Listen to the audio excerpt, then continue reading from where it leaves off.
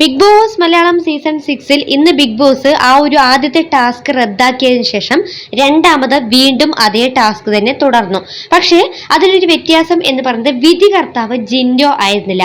ആദ്യത്തെ ടാസ്കിൽ ജിൻഡോയെ വിധികർത്താവിൽ നിന്ന് മാറ്റിക്കൊണ്ട് രണ്ടാമത് പവർ ടീമിനെയാണ് ബിഗ് ബോസ് വിധികർത്താവായിട്ട് നിയമിച്ചിട്ടുണ്ടായിരുന്നത്. അതായത് ജിൻഡോയോട് പറയുകയാണ്, നിങ്ങൾ ടാസ്ക് എന്താണെന്ന് മനസ്സിലാക്കിയിട്ടാണ് ഈ ഒരു ഗെയിം കളിക്കുന്നത് എന്നുള്ള തരത്തിലൊക്കെയാണ് ബിഗ് ബോസ് സംസാരിച്ചത്. പക്ഷേ ജിൻഡോ അവിടെ ചെയ്തത് പൂർണ്ണമായും ശരിയായ ഒരു കാര്യമായിട്ടാണ് എനിക്ക് തോന്നിയത്. കാരണം കൈ രണ്ടും നിവർത്തി വെക്കണം. ഒരു കാരണവശാലും കൈ മടങ്ങുകയോ വളയുകയോ താഴേക്ക് പോവുകയോ ചെയ്യരുത്. അങ്ങനെ ചെയ്യുന്നവരെയാണ് ജിൻഡോ ആദ്യം തന്നെ ഔട്ടാക്കി വിട്ടിരുന്നത്. പിന്നെ എന്തുകൊണ്ട് ബിഗ് ബോസ് ഇങ്ങനെ രണ്ടാമതൊരു ആദ്യത്തെ ടാസ്ക് റദ്ദ് ചെയ്ത് രണ്ടാമതൊരു ടാസ്ക് വെച്ചു എന്നുള്ളതിന് ബിഗ് ബോസ് പറയുന്ന ന്യായീകരണം എന്ന് പറയുന്ന ഈ ഒരു ടാസ്ക് വേഗം തീർന്നു പോയി എന്നുള്ളതാണ് പറയുന്നത്.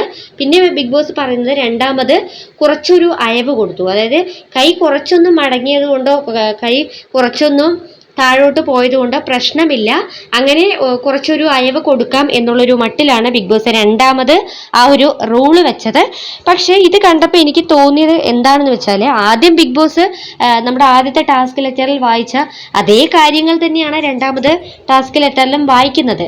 അതിൽ വലിയ വ്യത്യാസമുള്ളതായിട്ടൊന്നും എനിക്ക് തോന്നിയില്ല. പക്ഷെ കൈ കുറച്ചൊന്നും മടങ്ങിയാലും പ്രശ്നമില്ല എന്നുള്ളൊരു ചെറിയൊരു വ്യത്യാസം മാത്രമേ ബിഗ് ബോസ് പറയുന്നുള്ളൂ. പക്ഷേ എനിക്കിതിൽ തോന്നിയ പ്രധാനപ്പെട്ട ഒരു കാര്യം എന്ന് പറയുന്നത്, ഒന്നാമത് ഇപ്പൊ ജിൻഡോ ആദ്യം തന്നെ ഔട്ടാക്കി എന്നുള്ളത് കൊണ്ട് ടാസ്ക് വേഗം കഴിഞ്ഞു പോയി എന്നുള്ളത് ഒരുപക്ഷെ ബിഗ് ബോസ് പറയുന്നത് ശരിയായിരിക്കും. രണ്ടാമത് എനിക്ക് തോന്നിയ ഒരു കാര്യം, ബിഗ് ബോസിന് ഫേവർ ആയിട്ടുള്ള ചില കണ്ടസ്റ്റൻസ്, അതായത് പവർ ടീമിലേക്ക് ബിഗ് ബോസ് ഉദ്ദേശിക്കുന്ന ചില കണ്ടസ്റ്റൻസിനെ കയറ്റാൻ പറ്റാത്തതിൻ്റെ ഒരു വിദ്വേഷം ബിഗ് ബോസ് കാണിച്ചതായിട്ടാണ് എനിക്ക് തോന്നിയത്. കാരണം ആ ഒരു ലൈവ് കണ്ടവർക്ക് ഒരുപക്ഷെ അറിയുമായിരിക്കും, ബിഗ് ബോസ് ഉദ്ദേശിക്കുന്ന, നമ്മൾ മുൻപ് പല വീഡിയോസിലും പറഞ്ഞിരിക്കുന്ന ചില കണ്ടസ്റ്റൻസ്, അവരുടെ പേരുകൾ ഞാൻ വീണ്ടും ആവർത്തിക്കുന്നില്ല, ആ കണ്ടസ്റ്റൻസ് ആദ്യം തന്നെ ഔട്ടായി പോകുന്നുണ്ടായിരുന്നു. ജിൻഡോ ഔട്ടാക്കുന്നുണ്ടായിരുന്നു. അതിനുശേഷമാണ് മറ്റുള്ളവർ, സായൊക്കെ അവസാനം വരെ പിടിച്ചു നിൽക്കുന്നുണ്ടായിരുന്നു. അതുകൊണ്ട് തന്നെ ബിഗ് ബോസിന് ഒരുപക്ഷെ ബിഗ് ബോസിന് ഫേവർ ആയിട്ടുള്ള കണ്ടസ്റ്റൻസ് അവിടെ പവർ റൂമിലേക്ക് കയറാൻ പറ്റാത്തതിൻ്റെ ഒരു അമർഷമാണോ എന്നുള്ളത് എനിക്ക് തോന്നി. ഇതെന്റെ വ്യക്തിപരമായ അഭിപ്രായമാണ്. ഒരുപക്ഷെ പ്രേക്ഷകർക്കും എന്താണ് നിങ്ങളുടെ അഭിപ്രായം എന്നുള്ളത് താഴെ കമന്റ് ബോക്സിൽ ഒന്ന് അറിയിക്കണം. കാരണം ലൈവ് കണ്ടവർക്ക് ഒരുപക്ഷെ ചെറിയൊരു സൂചനകളൊക്കെ കിട്ടിയിട്ടുണ്ടാവും. എന്തായാലും പ്രേക്ഷകർക്ക് എന്താണ് ഈ ഒരു വിഷയത്തിൽ പ്രതികരിക്കാനുള്ളത്, നിങ്ങളുടെ വിലയേറെ അഭിപ്രായങ്ങൾ താഴെ കമന്റ് ബോക്സിൽ അറിയിക്കുക.